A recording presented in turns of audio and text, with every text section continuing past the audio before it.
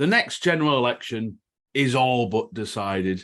Don't worry, pack your bags, put your feet up. It's a Labour majority. Or is it? Welcome to the Lib Dem Podcast.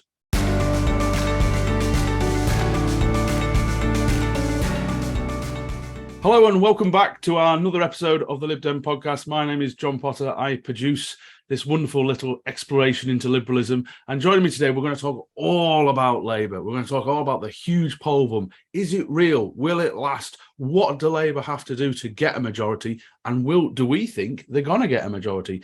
So joining us, we have two of our favourite regulars. We have Hannah Kitchen and David McKenzie. Hello, Hannah, first of all. Morning, John. Talking about Labour on Sunday morning, my absolute favourite way to spend a weekend. Absolutely. What better way to start your Sunday? And David, welcome. How are you doing, sir? I'm good, John. Nice to be back after a little while away. I know. We've missed you greatly, David, to be honest. But now, so since you were last on, David, the world has kind of changed in terms of the Tories have decided that to destroy themselves, which is always fun. But the question we're all thinking, and what the polls, well, not just themselves, the pound as well. Apparently. Yes, that's true, and our mortgages, which is all wonderful. Will this last? Will Labour come on? And so we're going to talk a little bit about the difference between what the polling says and what focus groups are saying, because they are two very different things. And we'll talk about focus groups could be a snapshot of what the government is, while the focus groups, are going to tell us why they think that way. And I think this is a really important distinction we've got to make while campaigning. But first of all, David, because you haven't been on, let's get the easy question out of the way. Do you think Labour will get a majority at the next general election? I'm still, to be frank, I'm still undecided about that question. I don't know whether it will be a Labour majority or a massive increase in Labour's parliamentary representation, but just shy of a majority. I think we could actually see a sort of reverse 2010 result, where Labour is the largest party, but they themselves cannot form a majority government. However, we'll probably get into this. There's still a long way to go, and things could rapidly change one way or the other. We've seen, obviously, the Prime Minister's now trying to set her clear blue water between what she stands for and what Labour stands for. And I suppose we're part of the anti-growth coalition that she's thought up, that, that's what voters on the doorstep are talking about, this anti-growth coalition. Non-stop. They come up to me and say, anti-growth coalition, you're one of them, and brand me with hot irons. But now, Hannah, I suppose I'm going to ask you the same question. Do we think Labour will get a majority? I think it's important just to let listeners know how many seats they need to win to get a majority. Because remember that the Corbyn 2019 result was the worst since the mid-1930s. They have a massive... They need to win 123 seats and not lose any, but win 123 seats to get a majority of one. So, Hannah, is that doable? No. I still don't think that Labour are going to win a majority at the next general election. I don't think they would win a majority if that was tomorrow. Despite what that polling says. And, goodness me, how long have we had this new Prime Minister? A month? It's a month today, I think. It might be. A month is a very long time in politics, I think. I've been sort of fairly firmly team early general election. I take it all back. Always happy to admit when I'm right. There's absolutely no way Liz Truss is going to call a general election at the minute. I mean, I don't like to use it's a Sunday morning, but it's not that, John. I really dislike using the word mad as a pejorative because it's ableist. But she is, clearly not in full charge of what she is doing. But I don't think she is reckless enough. I don't think she's reckless enough to call a general election. And it's an extremely long time. I'm no electoral maths geek. That is certainly not my skill set. But the numbers that you've laid out there, John, just make it really obvious what a massive hill there is to climb. Labour types have been saying this, but the majority that Johnson got in 2019, they've been saying, that's not a one election job to turn over, that's a 2 election job to turn over. It is, I can't believe I'm going to say this, it is good to see Labour finally coming up in the polls, because we were starting to get to the point where we were saying, what do the Tories have to do? You know, what does Johnson have to do to actually, you know, sink down in the poll ratings? Well, the answer is resign and put Liz Truss in charge. it is really spectacular. You know, I didn't think it could get any worse than the Boris Johnson government, and they've absolutely excelled themselves. And it's interesting. Can I just pick up on something you just said there? Because what you just said about Labour going up in the polls, and actually, if you look into the polling data, it's more the fact the Tories have collapsed rather than Labour have shot up. Okay. Now, there's been a bit of... Go on. I mean, yeah, looking in detail at polling data is really not how I roll thoughts on. So I'm really grateful for pointing that out. But yeah, absolutely. You know, you're right. They've plummeted, but there's a point there, which is, you know, Keir Starmer. Is Keir Starmer really doing what he needs to do in order to gain a majority? You know, there are obviously seats that are just simply going to fall back to Labour. You know, some of those bellwether seats, you know, the ones locally that jump out, a High Peak, which is always a bellwether. Colne Valley is similar. Places like Burnley, which have switched every election for pretty much the last 4 elections. Yeah, like, you know, Dewsbury went blue last time, which was astounding, and not by a huge amount. You know, a lot of those kind of seats, I think, will fairly obviously and fairly, you know, I would be fairly confident if I was the Labour Party in those seats that without any particular effort they'll go back. But a couple of things happen when people get carried away with poll numbers. You know, we've seen it with ourselves. Hello, 2019 general election. And when Labour there were some absolutely ridiculous predictions last week, conferences, and I think got to them, and they were just brimming with hubris and like their own self-importance. Yeah. And what starts happening when Labour get arrogant like that is they start thinking they can win everywhere. You know, Labour are not going to win across Devon and Cornwall. They're just not going to. It's not going to happen.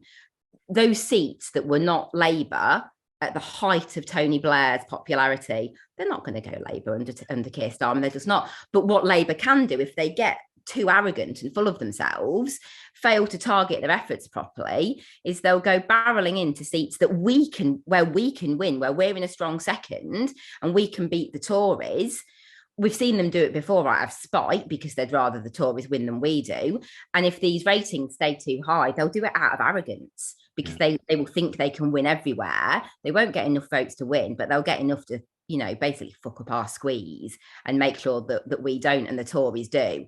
And that behaviour in itself could be enough to keep them off a majority. And then there's the Scotland question, which I'm in no way qualified to answer when David Mackenzie is on the call. And we're going to get onto Scotland, but it is interesting because we had Alison Bennett, who is one of our podcast regulars. She and we had this discussion on our WhatsApp group. So she is the opposition leader in Mid Sussex, and those electoral calculations that were showing Labour getting nearly 500 seats also had Labour winning Mid Sussex. And to put that in context, they don't have a single councillor. They don't have any sort of activist base, money or infrastructure to do it. Yet I expect that then these kind of oversimplistic calculations says, oh, well, yeah, if you only need an X amount of swing for Labour to do this, it's going to do it. When actually we all know, because we're campaigners, you've got to do the ground war as well. You're not just going to win it. Hannah wants to come back in, David, and I'll bring you back in to talk about Red Wall stuff. Yeah, I mean, I think it is important to remember that Labour don't have to do the same hard lines as we do. Yeah. No, we know that we cannot win MPs in areas where we have, you know, we have no councillors, where we have no local government base, where we have no campaigning base. That's just not possible for us. Whereas both Labour and the Conservatives can, you know. So to give an example of my constituency, Penistone and Stocksbridge. So that was obviously Labour. It was obviously Angela Smith, who people may recall. And that went Conservative in 2019. Now, at that point, the Conservatives had three councillors. So they have 3 councillors in the ward adjacent to mine, Penistone East. They've always had 3 councillors in that ward. We had and still have the most councillors in Penistone and Stocksbridge, and that did not translate to parliamentary success for us. The Conservatives won that seat without gaining a single councillor. And they've only gained one since. I might have got my numbers a bit more. They've gained one, but they're not really making those inroads. And now we've got so the Labour Party have selected a new parliamentary candidate, which is good because the last one was a bit of a Jeremy Corbyn fan. And I was, she looked, because I hate Miriam Cates, John. And I know that that's on record. She is a homophobe. She is a transphobe. She's coming after LGBT plus people. She's taking women down she's just the worst type of bigoted Tory MP, as well as voting with the whip and being a Johnson puppet. But this Labour candidate, she doesn't have a clue what she's doing. She's acting like she's trying to become a councillor in Penistone. Now, newsflash, Peniston's got 3 Liberal Democrat councillors.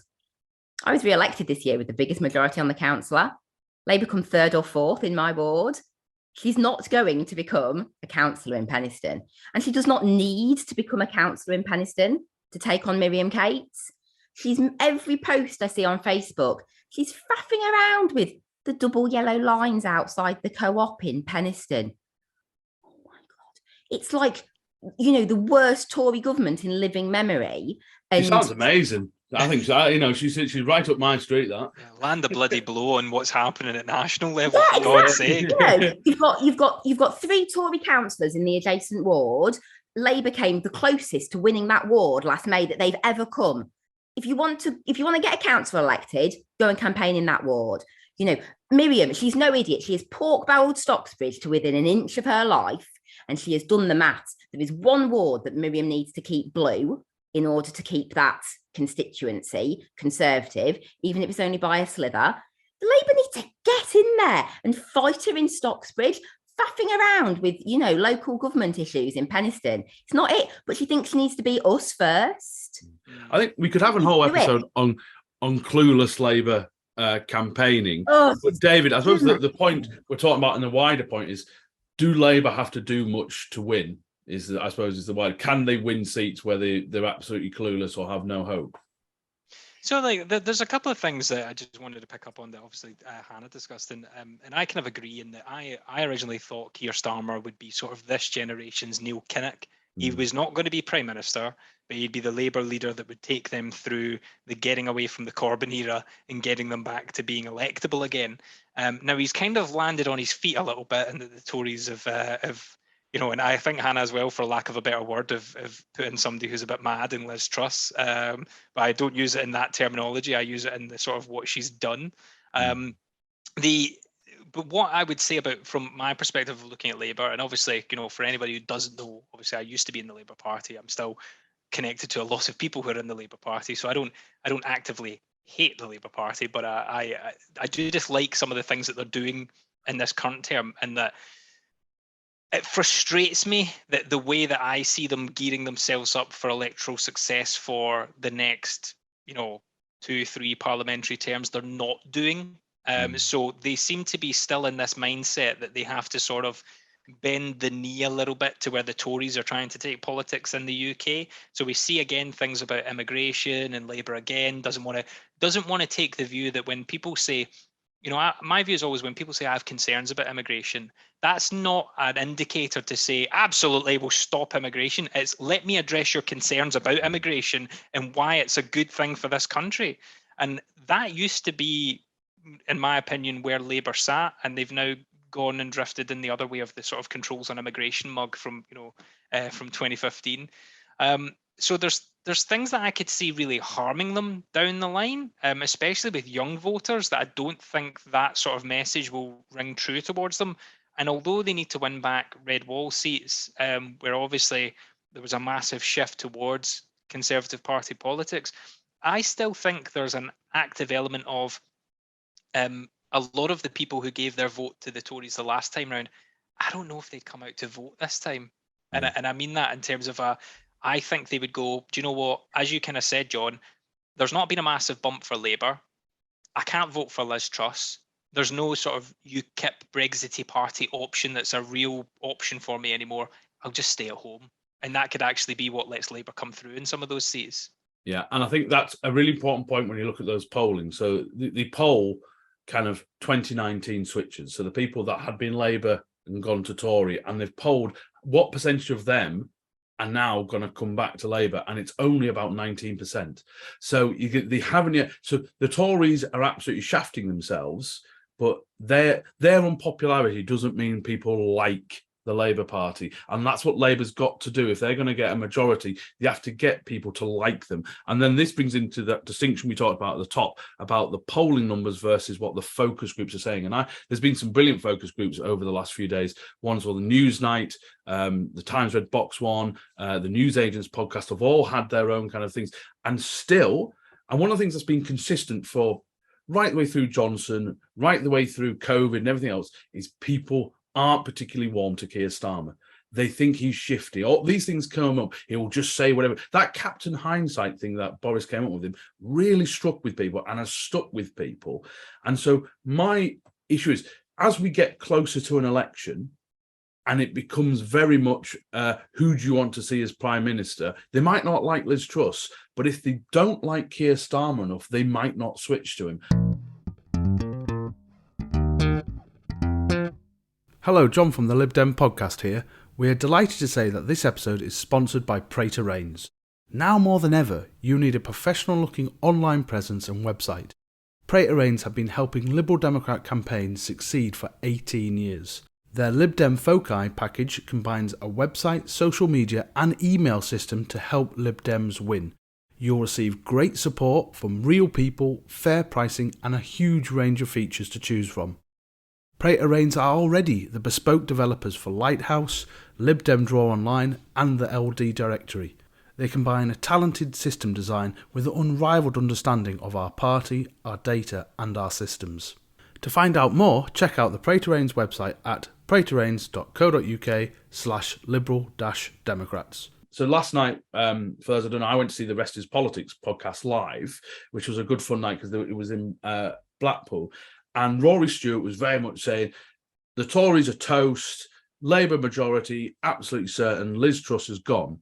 And Alistair Campbell was very notably did not say he thought Labour would get a majority. He talked about how he's been really good at predicting previous results. He predicted 92. He knew 97, didn't think it'd be as big as what it was in the end, but knew it was coming. He also said he put a bet on the 2010 result as well. He wouldn't say how much he won or who it was with, but he distinctly did not claim that he thought Labour were a shoo-in to get a majority, because I think that's their big weakness is at the moment. Keir Starmer is almost, I've said this in the past for a couple of years, Keir Starmer is almost in the sweet spot for Lib Dems. He doesn't terrify moderate Tories. He doesn't excite people enough to screw us over.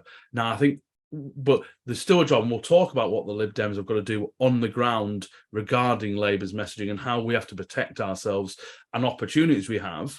But I'm interested with you, David. Do you think on a Keir Starmer level, do you think, because they say you've got connections with the Labour Party from your family and your dad and everything else, what is the impression of Keir Starmer? I mean, all the talk of him being replaced, I think, is gone. I don't think anything other than the mad Corbynites, that's gone.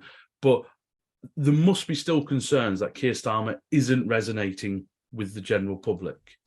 Well, there's an element of, I kind of view Keir Starmer in the light that I viewed Joe Biden against Donald Trump, and that he's not terrifying, which is kind of a bonus win for them, because look, when you've got somebody like Liz Truss who's Prime Minister, people kind of look at the calm, non-terrifying element of Keir Starmer, who's, for lack of a better term, a bit boring. But sometimes boring can be good, can be a good thing. I mean, John Especially Major won his last few years. I'm happy for a bit of boring. Yeah, well, John Major won on boring. It's sometimes people want a bit of boring. I think you're right. Look, there's absolutely no talk apart from the most leftist wings of the Labour Party about getting rid of Keir Starmer now. I think there's been people have really rallied round him, and they can see that he's making gains. I think with Keir, I always try a little bit to give him the benefit of the doubt, because people forget he's still only been in Parliament 2-3 terms, and even at that, that's 3 terms where it's not been a full length of Parliament. 7 years, isn't it? That's all he's been. Yeah. So he's come through at such a monumental rate. Now, Labour, they've managed to get themselves into a position where the front bench, etc., that he's built around them does have some very able people who have been in government before, which we know is always a benefit, having people that know the ropes and can talk candidly about how when Labour's in power they'd be able to do X, Y, and Z and how quickly they'd be able to implement that. But I think from the Keir Starmer element, look, I don't think he's ever going to excite people in the way a Tony Blair did, but he can maybe gain people off the back that they're not worried about him. And I think that's where Labour before, people were really, really, really worried about what a Jeremy Corbyn Labour Party would mean for the country. And he's not going to do that. And he screwed over the Lib Dems, Corbyn, by being so toxic to so many people. And it is interesting. Again, you've just reminded me, actually, something Alistair Campbell said last night on the show was, you know what, he said, look, Keir Starmer is not Tony Blair, he's not Bill Clinton, and he's not Barack Obama. He doesn't have that punch. And for me, I mean, I didn't answer the question at the start of the thing about majority. I don't think Labour will get that majority. I think it's too much of a mountain to climb for someone who isn't of that ilk to really, because do we think Labour's going to take vast amount of seats down south? I just don't know, and it just doesn't ring true for me. So but we'll get on to where we think what Lib Dems can do and opportunities for squeeze and switch voters, and we'll explain what they are in a second. But I just want to kind of talk a little bit, because we said we needed 100. That's I'm not a Labour Party member. No, so they need 123 seats to win. So let's just go through some of the things they have to do. So there's around 41 mostly red wall seats that since 2015 have drifted away. So that what Hannah was saying before, you'd expect a lot of them to probably come home to Labour. I think that's, we'll see what happens with them, but would expect them to get a sizable chunk. Scotland's a big one for me. Now, I always thought that I think it's very mathematically difficult for Labour to win without significant gains in Scotland. So the numbers are, and Hannah, you are entitled to an opinion in this, even though it's Scottish politics. You are entitled to it. Don't be scared by David. No, you're not. So there are 17 SNP seats with majorities of under 4,000 to Labour, and that obviously is they're going to be those target. Now, I don't know the shift in polling in Scotland and the shift in Labour enthusiasm in Scotland is good enough to how many of those seats are that Labour able to take. But that's the only. I mean, how many Scottish seats did Labour have before 2014? David, your point. No, it's probably mid-40s, was it, or something like that? Roughly. I mean, it was somewhere around about. I think actually it was high 30s. I don't know if it was quite over 40. 17. I was going to say 17. Surely isn't enough. No. Scotland, even if there's 17 with what did you say? A less than a 400 majority. 4,000. Sorry, to Labour. Yeah. So as I said, I don't claim to be an expert on Scottish politics, but when I was down in Tiverton and Honiton, I did spend quite a lot of time with Christine Jardine because I gave her quite a few lifts, and obviously so we were chatting a lot, and Christine is, of course, knows something about Scottish politics. And what she was telling me was something that I hadn't realised, and so some of our listeners might not know either, which is that in Scotland, in all of the Scottish seats, people either vote SNP or they vote for the party that can beat the SNP. Mm-hmm. And so Eastern Bartonshire, obviously where Joe lost last time, isn't going to go Labour.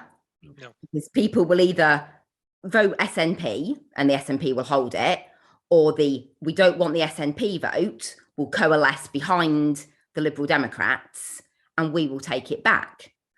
And so whereas those votes don't transfer in the same way. So there's a lot of talk in the Progressive Alliance. We've talked about this a lot, about the anti-Tory vote. That anti-Tory vote doesn't coalesce in England. Whereas it sounds, from what Christine was saying, like the anti-SNP vote does coalesce. Yeah, in Scotland. There's definitely, I mean, based on, if you remember, John, when we were talking, I sent across the map of what the predicting polls were in Scotland. And I think I said, I first of all, I can't see them losing North East Fife, Wendy's seat. I just, based on the fact that Willie Rennie, who has the majority of that seat in Holyrood, got the second largest majority of any MSP. I just cannot see the Liberal Democrats losing that at the next election. Same with Christine's seat. Again, Alex Cole-Hamilton got the largest majority of any MSP in the whole of the Scottish Parliament. Now, you are right, Hannah. There is an element of get behind who can beat the SNP. Now, I could see Labour taking, I would think, about 10 seats at this moment in time across the west coast of Scotland and the Central Belt. That's everywhere from where I'm from in Greenock and Inverclyde, which is currently predicting that would switch over Ronnie Cowan, who's the SNP MP, who's been absolutely hopeless, and they won't even give him a front bench job, which tells you what they think about him.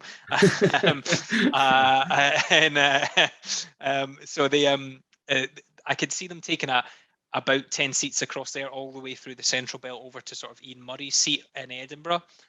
You are right, that's not enough, so they need to make more gains. But there is an element of, so at the last elections at the Scottish Parliament, there was serious questions being asked about why Conservative voters in seats where Labour could have beat the SNP were still voting in a majority for the Conservatives. Now, Daniel Johnson, for instance, his seat, there was something like 10k Tories that still voted for the Tories, and people were kind of like mystified as to why they'd go and do that. So I think there's still an element of, would Tories who want Liz Truss lend their vote because they know they would then get Keir Starmer? So there's multiple elements to it that kind of come into that thinking. Now, the SNP have obviously are very worried about the prospect of a Labour government, because it doesn't help them, because their whole ethos is that, look at what we get a Conservative government every time and we don't vote for it. And if Labour gain seats in Scotland and they get a Labour government, then that completely takes away that argument of we don't get governments that we vote for. And the thing that made me laugh the other day there was Alba, who is basically just, they're funneling money in to try and help the SNP. They put up an advert and it said, Scotland can't take this anymore. And it was all these Tories through time.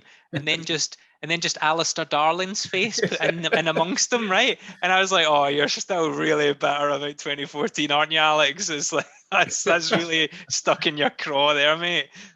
So they're trying their best to lump all parties who aren't the SNP into one group, and I think Alex Cole-Hamilton's done a really good job of really setting out what Scottish Lib Dems are about. Similarly, Anas Sawar has taken Scottish Labour away from that Corbyn element, and has made them, in my opinion, electable again. He's a likeable guy. He's very charismatic. He's very much in that kind of Tony Blair ilk. He's from that generation. But I think I think the biggest asset to the SNP was Boris Johnson, and the idea that we were going to get stuck with a Boris Johnson kind of government for the foreseeable future, and that's their key. If Labour now, look, even like you were saying, have even a chance of forming a government, whether in minority or majority, that takes away the Scottish nationalists' biggest weapon. You're stuck with these bloody Tories, and if they're not, then suddenly they've got a whole world of hurt that they didn't expect to find. What are the Scottish Tories on with at the minute, David? Because I know when what's her name, Ruth Davidson was leader, she did a really good job of distancing them from Westminster Tories. Yeah. How's that in going? terms of I haven't seen their polling, if I'm honest with you. I've just saw that Labour's obviously up above 30 points, but Douglas Ross is really, in the last couple of weeks since Liz Truss came on board, first of all, he went missing for 2 weeks and wasn't speaking to the press, so that gives you an indication. And then when he did get in front of the press, he first of all backed the 45p, and then and then welcomed it and actually advocated that Nicola Sturgeon should be doing the same in Scotland, and then backtracked on that as soon as Kwasi Kwarteng announced that they were doing a U-turn on it. So they're all over the place about it at the moment. I think Douglas Ross was kind of handpicked as Ruth Davidson's successor. If you remember, he very much kind of tried to distance himself from Boris Johnson. I think he's now he doesn't know what to do, because he's got somebody who, I don't know if you can really use the term worse than Boris Johnson, but I'm struggling to think of anything else, but it's probably worse than Boris Johnson. So now, what does he say? Oh, that doesn't represent Tories because I told you Boris was terrible, but now we've got somebody that's even worse. So he's not really got an argument there anymore. So I think they're on to hiding, to be honest with you. I mean, at the moment, he's really even looking like he would struggle to hold on to his Westminster seat. So and again, we talked about the daftness of those electoral calculuses, where it showed that I think the Tories down to 3 seats. One of them stupidly said, and 2 of them within Scotland. So you just think, yeah, I wouldn't put too much stock in them. And we haven't talked at all about local factors that do come into campaign as well. And Hannah was right to say that Lib Dems can't really win without a big base. But you know what? It's very difficult for either of the other parties to properly do something without good local factors helping them as well. But let's move on now to talk about how we deal with this. Okay, so as a Lib Dem, we generally have 2 modes of attack. In terms, we either switch from the main party, we get people to switch from the main party we're against. So we had a lot of that in Tiverton and Honiton. Moderate Tories didn't like Boris Johnson, came across, we got over the line. That was actually probably a bigger chunk of vote we get, and we get that. We get that a lot in these suburbs in Preston that I fight all the time. And then you get what we call squeeze, is where you squeeze a third party, which in most times is going to be Labour in a lot of our parliamentary seats as well. And so obviously a concern for the Lib Dems is, and Hannah alluded to it before, if Labour are feeling very buoyant, does that make that squeeze message very difficult? And how we deal with that, and then we'll talk, once we've done with the squeeze measure, we'll talk a little bit, but there's a huge opportunity for switching moderate Tories as well. And so you might think seats where, I mean, we might talk a little bit about Sheffield Hallam or something like that, where we don't have many seats where we're up against Labour, but actually, is there an opportunity to really shift that Tory vote into switching for us? But let's talk about squeeze, start with that Labour vote. Now, for me, we have a almost like a 3-way marginal kind of ward in Preston here that we are really keen. It's the last of the kind of Tory suburb strongholds, and we are really keen to have a go at it. And so my advice to our candidate there is, you've got to go early and you've got to go hard. You've got to do what we did in North Shropshire, was even though we were 3rd place behind Labour, we were evidently the main challengers by the effort we were putting in on the ground. And that, for me, as a campaigner, is probably the best way you can get a head of steam on this and remove it. And so no matter what Labour crow, and they did a lot in North Shropshire, the evidence suggested the Lib Dems were taking it more seriously and more likely to win. Hannah, what are your thoughts on what we can do about a Labour surge and affecting our squeeze vote? Yeah, so squeeze is just absolutely crucial now for where we're clearly placed. So from a parliamentary seat point of view, where we're clearly placed as the challengers. I was on a campaigns call in my role as Yorkshire and Humber campaign committee chair last week with Ed Davey, and that was the message that he had for campaigners in the party. Squeeze. We've got to position ourselves as the challengers.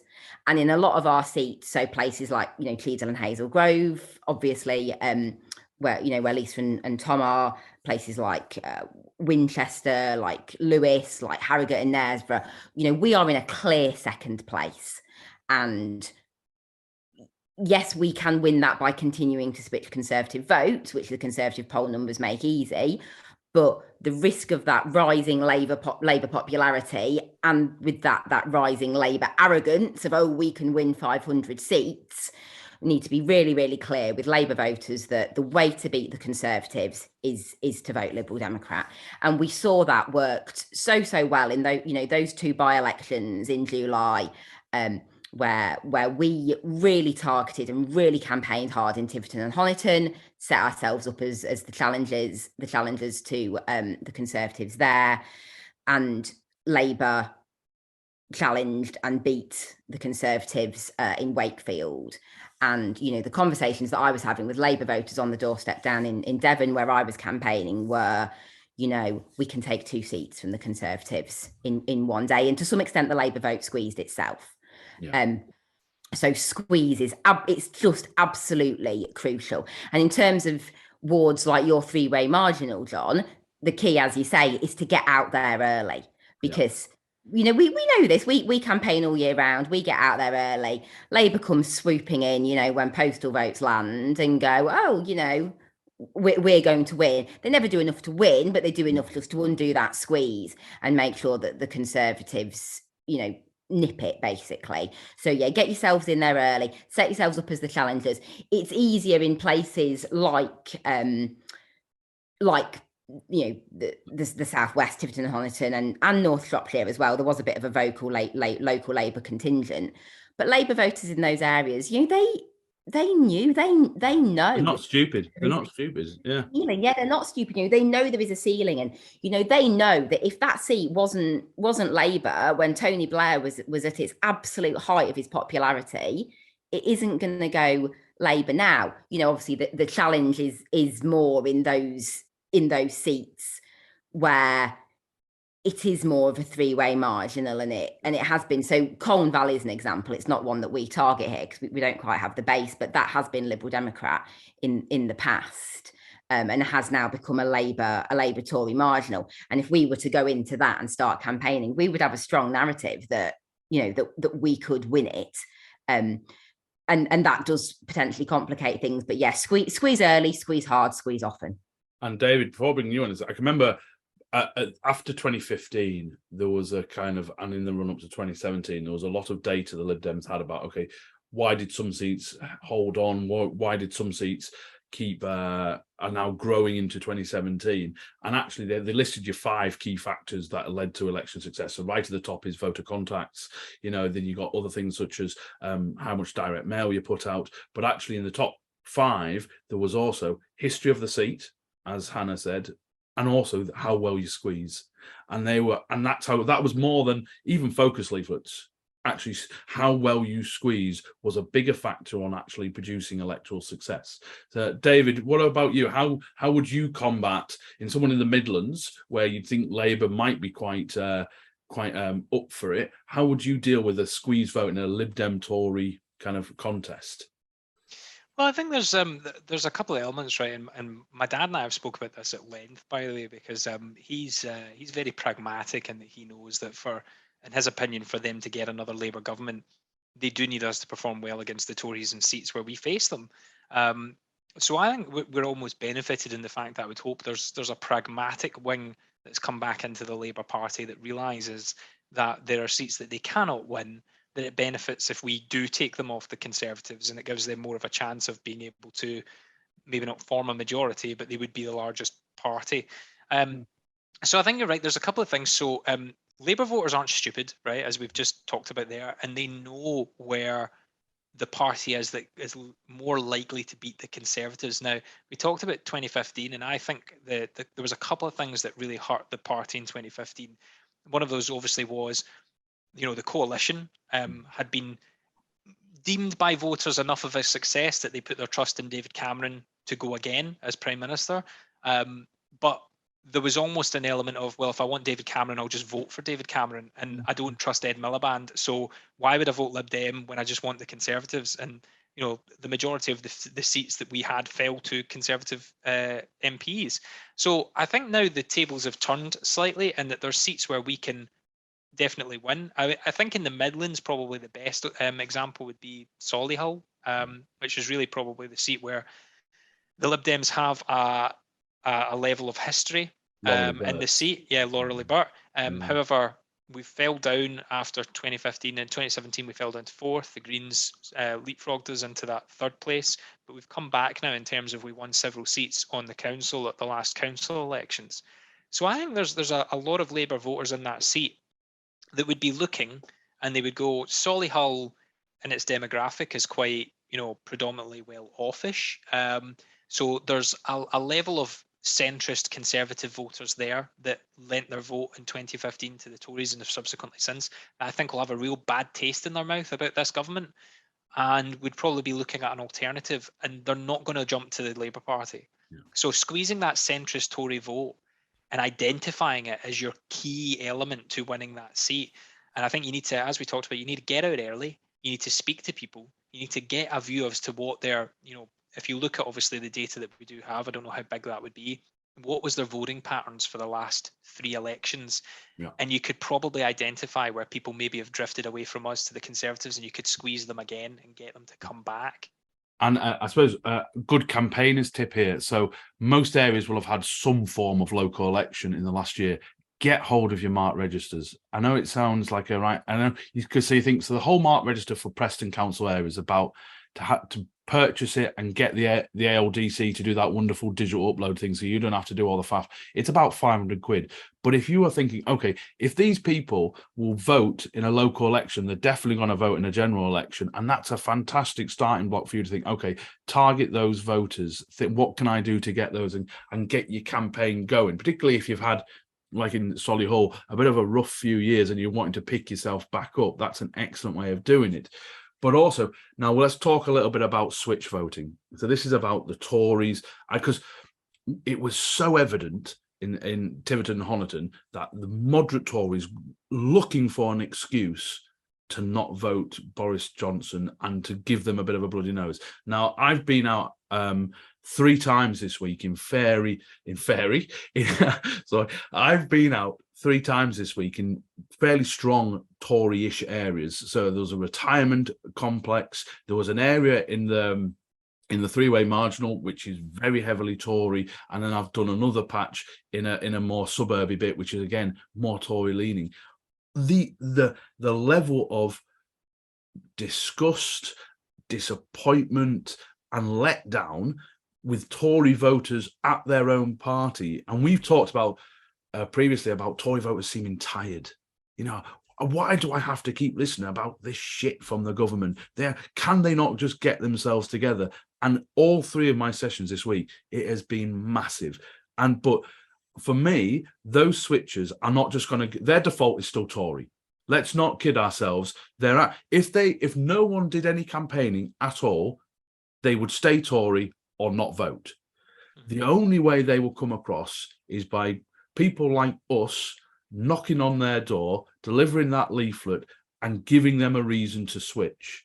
And it can be really frustrating to people that don't do campaigning. They don't understand. They say, well, how can people still vote for this government? How can people still like Liz Truss? But actually, you've got to give them, they may not like her, but you've got to give them a reason to like you, Hannah. It does come as well. I mean, you know, as people know, I spent a couple of weeks as Richard Ford's candidate aide in Tiverton and Honiton. So, you know, I've spoken to a lot of proper Tories this year, proper Tories. And yes, they voted Lib Dem. Yes, I'm sure they're very delighted to have Richard Ford as their new MP.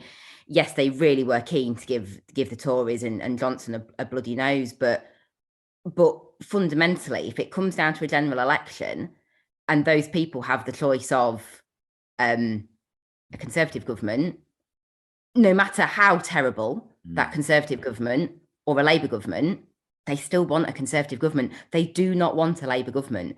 And, you know, and that's a challenge for us going forwards. Now, I very much don't want Labour to win a majority, not because I don't want the Tories out, but because we need electoral reform and we need proportional representation. And if Labour win a majority under first past the post, we know that Labour will. I mean, it's going to be a terrible job anyway, getting Labour to support electoral reform, but there is no chance if they win a majority. But the flip of that is that if Labour do not win a majority and need some support from us, that will be just as damaging to us in those Tory seats where they don't want us to put Keir Starmer in number 10 as it was to us in Labour-facing seats when they were cross with us for putting David Cameron in number 10. Yeah. So, you know, either way, we have a challenge ahead, and keeping however much some of these real traditional Tory voters that have come to us in those by-elections dislike the current government and don't consider them Conservatives and are not happy with them, they still don't want a Labour government. They still want a Conservative government. So, you know, there's definitely a challenge for those campaigners in those seats. And David, I remember going back, and we're all a bit too young. Well, maybe not Hannah; she's a little bit older than us. But in '97, she missed that. I don't have when I don't have Richard Kemp to do old jokes. I have to choose Hannah instead. I'm not quite old enough to have voted in '97. I turned 18 in the October, so I missed that one. Oh, right. But it was interesting because you look at '97 and there was a very much a Lib Dem kind of view is, well, a Labour majority is coming anyway. You've got no risk if you want to vote a Lib Dem in Cornwall or something like that. And it's interesting that how that worked, Dave, because I suppose depending on where the polls stay and if Keir Starmer's improved, I suppose Lib Dems may have to adapt to how they message, because there's no point of ignoring it. Vast majority of this population of this country is kind of centre right, I would say, is actually the majority of people in Britain. And you have to appeal to those people. Blair was brilliant at it. Whatever you think of Blair, and I got into politics because of Blair, he just gobbled up Tory votes. He gobbled up that soft Tory vote. And whichever way these next 2 years go, that's because he was a Tory, Don, remember? That's because but whatever happens in these next 2 years, Lib Dems have to figure out the way of gobbling up as much of that moderate Tory vote as possible, David. Well, I think there's a couple of things. So if it was me and I was, so for instance, and we talked about sort of our seats that we used to have in Cornwall, etc., that fell to the Conservatives that would not want a Labour government. Obviously, we were very successful during the term of that Labour government from 97 till 2010, and only kind of lost the seats in 2015. Now, my conversation with voters there, if they did have concerns about if I vote for you, I get a Labour government, is that, as we've just discussed on this polling, I don't think Labour are in a position to form a majority government. They are never going to be able to work with the Conservatives. I'm not talking about formal coalition, but we can stop the worst of the things that you have concerns about, because they will have to come to us to get certain things passed. Now, they don't really have that problem, because a lot of people say, oh, well, the SNP, if Labour needs them to help them, then they'll just ask for an independence referendum. Labour can easily deal with that by saying, well, if you don't vote for the things we put on the table, you're putting a Tory government in, which is what you tell your voters you don't want. So I don't think I have concerns about that. With us, I think it's a case of we could put things on the agenda item that would not get a fair hearing if it was a majority Labour government. Things like electoral reform, things like Europe. Yeah, exactly. Certain things that voters have concerns about that I don't think at this point in time Labour wants to address. So my whole conversation would be, you are actually putting in an MP that has a lot more power than a Conservative MP would have in the event of that result. So you might not be in government, but you would have a say at the table to what happens in government. So that, you know what, David, you're so good at this. Okay, that is a brilliant argument. How do you make it succinct enough that someone who does not give a shit about politics will take that in? And that's the key. That we've talked about this before. Lib Dems have got policy coming out of every hole of us, but we're not great at boiling down complicated arguments. Oh, right, Hannah's coming in, David. Watch out. I'd just say, look, you've had a shit MP for years, Conservative MP. Lib Dem MP, you have to work 10 times as hard as anyone else to even get elected, never mind stay elected. Get a Lib Dem MP, it'll be the hardest working MP you've ever had in your lives. Well, I think you switch it, John. So like when you get to that position where you say like people don't give a shit about politics, right? The thing that people do give a shit about, and I know we talked about, you're not campaigning to be a local councillor, and that's not what I'm talking about here. But there are certain things you can lean on your constituency that you can say, see those things that you've been complaining about with hospital waiting times. I could get something done about that because Labour would need my vote. Or, I'll take an example of North Shropshire, right? Ambulance waiting times. I can get a seat at the table to get that on the agenda if you get me in. Your Conservative MP is going to vote down everything that comes along, is going to not speak to Labour MPs, is going to just be, there to just be opposition for, donkeys. We can actually get some stuff done for the local area because we've got a bargaining chip to play with. Maybe it's the whole. It's interesting because I've had Labour obviously have the central Preston seat. We've had the same MP for 20 odd years, and this is another argument you use because, being completely fair to the Labour MP for Preston, who no one's probably heard of, called Mark Hendrick, I cannot think of a single thing he has done for the city. Genuinely, being fair to him, I can't think, what was his big campaign? Did he get a new hospital wing open? Did he do such and such? There'll be loads of Labour MPs that are lazy and have sat in safe seats. So if you are a Lib Dem that's facing, and it's the same from a councillor to a county seat, to whatever, there will be loads of complacent Labour politicians out there that you can gobble up their seats by taking some of that moderate Tory vote, taking disaffected Labour votes that they've taken for granted and beating them. Now, it might be harder because Labour are a bit, but it can absolutely be done. And I think that's... Go on, Hannah. Yeah, and I think it's important as well. Again, I just want to pass on one of the messages that Ed Davies said to us on this campaign chair call last week, which is that we are going to have to target brutally at the next general election. Yeah, like really, really brutally. We overstretched last time. I mean, I've always said that. My seat. Someone was looking at the wrong spreadsheet when they put my seat on the target list. You have a thing, because why wouldn't you? No thanks. I don't want to do that. So we are going to have to target absolutely brutally. And when it comes down to the general election short campaign, I will be spending my general election in Cheadle, trying to get Tom Morrison elected. That's a promise I've already made to him. And it's really important that is people's focus. However, what Ed also said was that the reason we are in such a good position now is because while the number of MPs we came out with last time was a little bit dire, we did come out with some really, really strong second places. Yeah. And between now and the next general election, if you are working in a seat where, okay, it's not going to be on the target list for the next general election, because everywhere cannot be on the target list for the next general election. Otherwise, we will overstretch and we will come away with nothing. And that would be, ridiculous. If we come away with 20 MPs at the next general election, we have done brilliantly.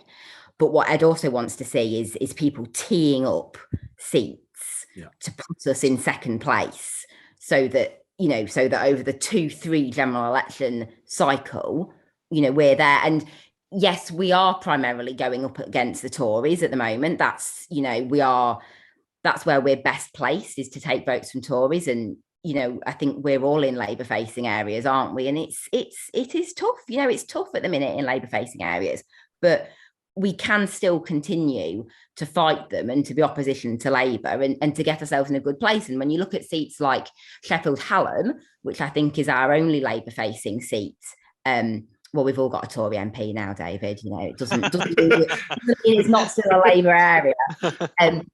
If we look at seats like Sheffield Hallam, where we are, I think, only 700-ish votes behind Labour, there is still a message and there is still a route to winning those seats, but it's not by switching Labour votes. If you live in Crooks in Sheffield Hallam and Olivia Blake's your MP and she's not, manifestly awful, and fundamentally you want the Tories out and you want Keir Starmer to be Prime Minister, you're not going to switch your vote from Labour to the Liberal Democrats.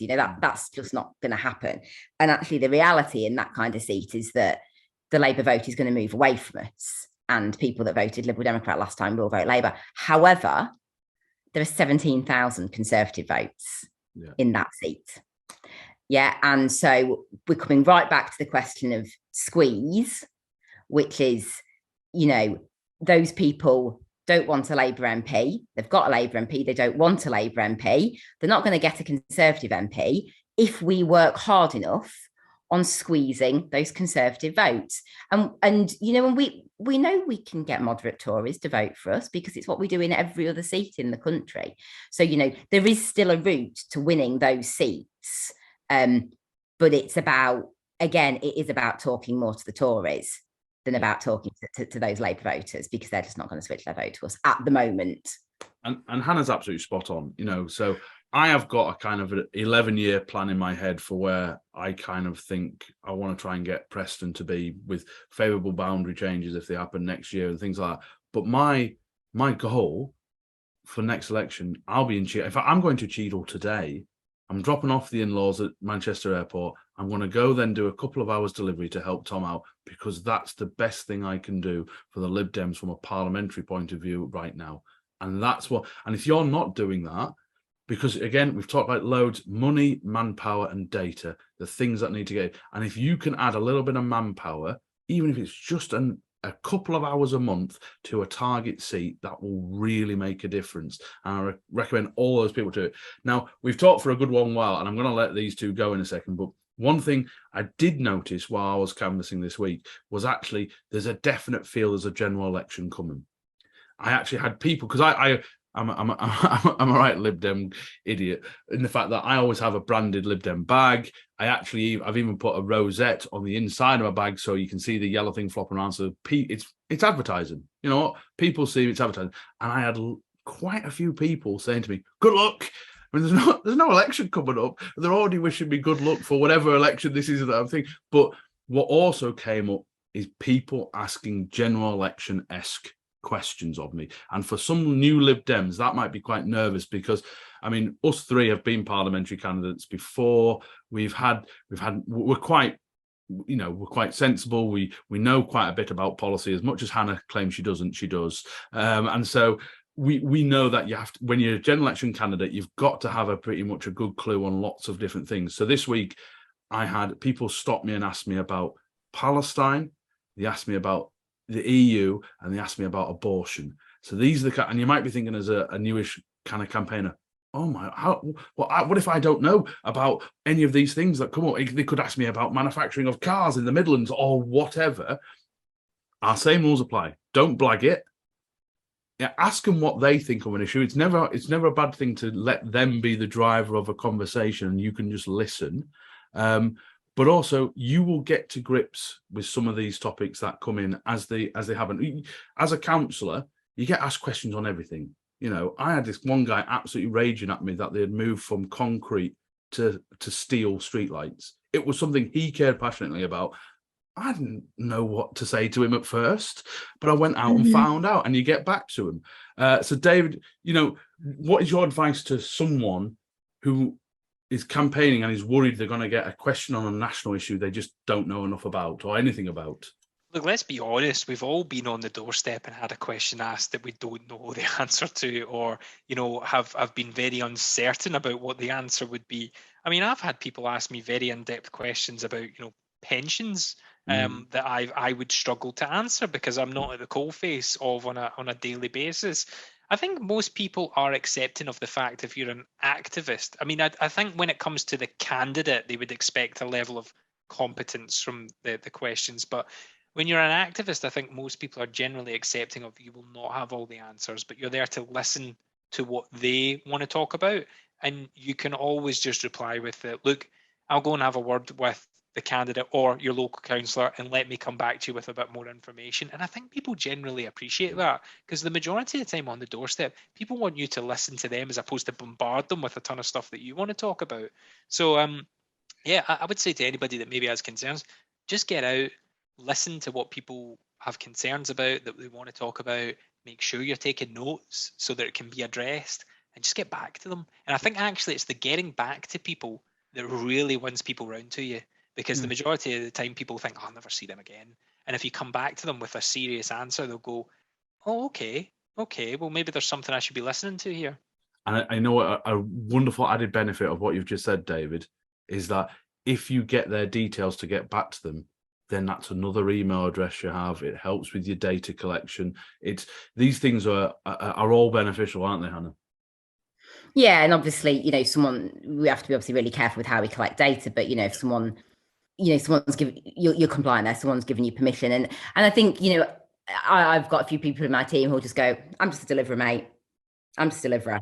Hannah's contact details are on that leaflet, you know, get in touch with her directly. And, you know, and that's, you know, that's a reasonable response, you know, to be perfectly honest. If you're not comfortable with answering that kind of question and you're getting accosted on the doorstep and the leaflets you're putting through people's doors have the relevant people's contact details on, which they always should, of course, you know, you don't feel you have to get dragged into conversations that you don't want to have. And to be honest, it only ever really phases me if I'm out delivering somewhere where I don't know the patch. So on my, you know, when I'm delivering locally, you know, get asked more questions than I manage to deliver leaflets usually. But if I'm out somewhere where I really don't, and someone asks me a question, you know, I'll say, look, I'm actually not local. You know, I've just travelled over to help such a person. yeah, as you say, let me take your contact details and I can get back to you, unless you are the counsellor. Even as the counsellor, you don't have to have all the answers, I don't. But yeah, don't be afraid to deflect or let people know. Don't ever let that put you off getting out on the doorsteps.